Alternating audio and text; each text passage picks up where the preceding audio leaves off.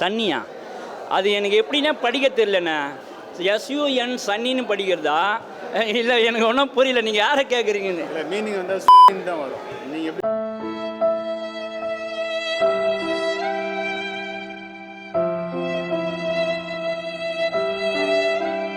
படிக்கிறீங்க? நீங்கள் படித்தப்ப நான் படித்தப்ப அது சன்னி. நான் ஆமாம், சன் டிவியில் SON வந்தால் என்ன வரும்? அப்போது ஒரு வண்டி ஓடுது, அந்த வண்டி பேர் என்னண்ணா? அப்படியா? ரொம்ப தேங்க்ஸ்ண்ணா. சாரி, நான் இங்கிலீஷில் கொஞ்சம் வீக்கு.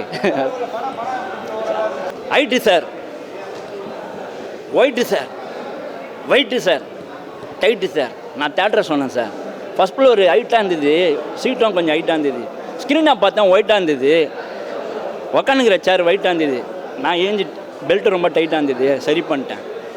ஆனால் அதில் ஒரு சீனு வருது சார். ஐயோ யோ யோ யோ இவ்வளோ பெருசு சார். ஒருத்தன் எது விடுவான் பாருங்க, சன்னி லியோனை அப்படியே பிடிச்சி திருப்பி அப்படியே அவனை திருப்பி விடுவாங்க. ஈட்டியை அவன் அப்படியே குத்திப்பான் சார். குத்திட்டு அதை தூக்கின்னு போய் அவனை வெறுப்பாங்க பாருங்க. அவன் கத்துவான்னு பார்த்தா தேட்டரில் இருக்கிறவங்களாம் கத்துறான். என்னடா அண்ணா இவங்க செத்துட்டானுங்க, யாரா இவங்கோ இவ்வளோ பெரிய ஆளுன்றானுங்க, பயங்கரமாக சண்டை போடுறானுங்க, இவ்வளோ கேட்டால் ஃபேன்ஸுன்றான் ஒருத்தன். நோ, என்னண்ணா அவங்க படம்லாம் பார்த்தது இல்லையாண்ணா? ஏய் சத்தியமாக பார்த்துருக்கடா தம்பி அப்படின்றேன். நோ, நீ லைஃபே வேஸ்ட்டு பண்ணிட்டேன் நான். அப்படியாடா, என்னடா படம் நடிச்சிக்கிறாங்க, நீ போனேன், நீலாம் ரெவி கொடுக்குற, நீ இவ்வளோ வருஷமாக குத்துனுங்கிற போனேன் அப்படின்னாங்க. சரி விட்டான். அப்போ வந்தாருண்ணா மொட்டை ராஜேந்திரன். எல்லாம் நறுக்குன்னு ஒரு வார்த்தை சொன்னார் ஓப்பனிங்கில்.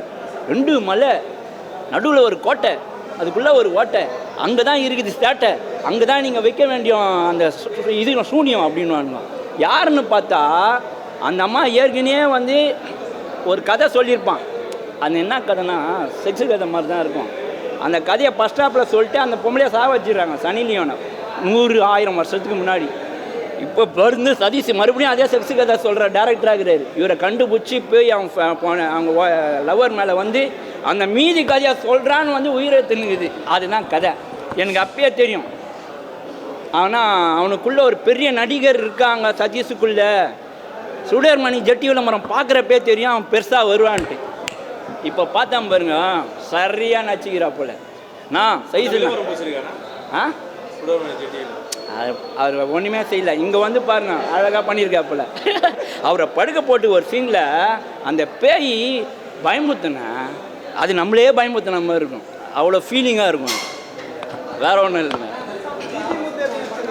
ஜிபி முத்து அவர் குஞ்சு கேரக்டரில் நடிச்சிருக்காரு, விளையாடுகிறார்.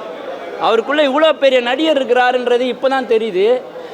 ஜிபி முத்து இதுக்கப்புறம் நடிக்கிற படம்லாம் பெருசாக வரும். நான் ஜிபி முத்து ரசிகர். அண்ணனுக்கு மரியாதை செலுத்த விதமாக நான் ஃபஸ்ட்டு வந்தேன். அண்ணனை 2 நிமிஷத்தில் எனக்கு தெரிஞ்சு சதீஷை தூக்கி போட்டு ஜிபி முத்தை ஹீரோ ஆக்கியிருந்தா படம் இன்னும் ஹிட்டாக இருக்குமோன்ற மாதிரி ஃபீல் ஆச்சு. அந்த கட்சியில் இருப்பேன் நான். யாருண்ணா? அவர் கட்சி இல்லையா?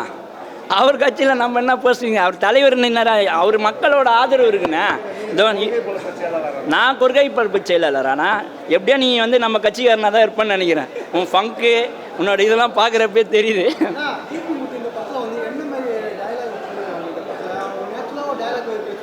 செத்தப்பையில் நாரப்பையில், அந்த செத்தப்பையில் நாரப்பையிலும் சொல்கிறாரு. அதுக்கப்புறம் வந்து உங்களுக்கெல்லாம் படுத்து போச்சு, செத்து போச்சு, அதெல்லாம் ஏஞ்சி நிறுத்துறதுக்கு தான் எழுப்பி நிறுத்துறதுக்கு தான் நான் டாக்டராக குஞ்சு வந்திருக்கிறேன் அப்படின்ட்டு சொல்லுவார். கண்டிப்பாக ஒரு கேரக்டருக்கு தேவை. எல்லாருமே என்னென்னா சன்னி லியோன்ற ஒரு லேடியை வச்சே இந்த படத்தை மையப்படுத்தி பார்க்குறீங்க. அவங்க தப்பானவங்க, இதில் அசிங்கமாக இருக்கும், அந்த கண்டென்ட்லாம் இருக்கும் அப்படின்ட்டு. அந்த லேடியை அழகாக நடிச்சிருக்காங்க, சிறந்த எதிர்காலம் இருக்குது. அவங்கள இது வரைக்கும் தப்பாக பயன்படுத்தியிருக்காங்க. இந்த டைரக்டர் சிறந்த டைரக்டராக ஒரு நல்லா காமிச்சிருக்காங்க, அழகான ராட்சசியாக காமிச்சிருக்காங்க. இதில் இல்லவே இல்லை. ஹாரரும் காமெடியும் தான் இருக்குது இந்த படம். அதுவும் செகண்ட் ஹாப்பில் தான் இருக்குது. லாஜிக் மிஸ்டேக் ஃபஸ்ட் ஹாப்பில் கொஞ்சம் இருக்குது. அந்த இவனெல்லாம் கூப்பிட்டு வராங்க, பாலாலாம், அவன்லாம் பெரிய சாமியார் மாதிரி, அவங்களாம் வெட்டுற மாதிரிலாம் எதுக்குன்னு தெரியல, கதையை நவுத்துறதுக்காக வச்சுருக்குறாங்க. பட் இது வந்து ஓ மை கோஸ்ட்ன்றது வந்து வெப் சீரிஸ். ஆக்சுவலாக இது இந்த சைனா கொரியன் வெப் சீரிஸ் இது. அதுலேயும் இதே கதை தான். பட் அந்த கதையை இதில் ஃபுல்ஃபில் பண்ணாங்களான்னா இல்லை. ஏதோ ஒன்று எடுக்க போய் வேறு ஒன்று எடுத்து வச்சுருக்காங்க, அவ்வளோதான். இந்த படத்தில் டேரக்டர், மியூசிக் டைரக்டர் அருமையாக பண்ணியிருக்காரு. அவர் பேர் ஜாவித் ரஷீத்னு நினைக்கிறேன். சும்மா கும்மு இது வரைக்கும் எந்த ஹாலிவுட்டில் பார்க்காத அளவுக்கு அழகாக இருக்குது. இல்லை மியூசிக் உண்மையாலுமே பாராட்ட வேண்டிய விஷயம். எவனுமே இந்த அளவுக்கு ஒரு சிரத்தையாக ஒரு மியூசிக்கை போட முடியாது. சின்ன பின் ட்ராப் சைலண்ட் கூட அழகாக கேட்குது. ரொம்ப இப்போ இருக்க மியூசிக் டைரக்டர் இந்த மாதிரி மியூசிக் டைரக்டர்கிட்ட கற்றுக்கணும். ஒரு டைரக்டர் மட்டும் கதையை செதுக்கிறதோட ஒரு மியூசிக் டைரக்டர் அந்த படத்துக்கு எவ்வளோ உண்மையாகவும் உயிரோட்டமாகவும் இருக்க முடியுன்றத அழகாக சொல்லியிருக்காருண்ணே. பாட்டு 3 பாட்டுண்ணே. 3 பாட்டில் ஒரு குத்து சாங் இருக்குண்ணே. அந்த குத்து சாங்குக்கு இது வரைக்கும் இல்லாத அளவுக்கு அந்த குத்து சாங்கும் அழகாக இருக்குது. அந்த குத்து சாங்கை கொரியோகிராஃப் பண்ண அந்த அந்த ஆக்டிங்கும் நல்லா இருக்குது, நல்லா பண்ணியிருக்காங்க.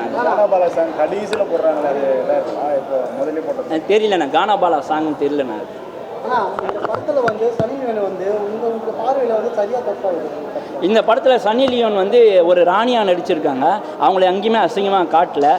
அவங்க நடித்ததே இந்த மாதிரி ஒரு நல்ல படங்களை நடிக்க தான் அவங்களோட இமேஜ் கொஞ்சம் ஏறும். நாளடைவில் இந்த சமுதாயம் ஒரு பெண்ணை வந்து தப்பான இடத்துல சித்தரித்து எடுத்துன்னு போனாலும் என்னால் இந்த சமுதாயத்தில் சில நல்லவர்களும் இருக்கிறாங்க, நல்ல கேமராக்களும் இருக்குது, அது பெண்களை இன்னும் மதிக்க கற்றுக் கொடுத்துட்ருக்கு. அந்த கேமரா தமிழ்நாட்டில் தான் இருக்குன்றதை அவங்க புரிஞ்சிட்ருப்பாங்க.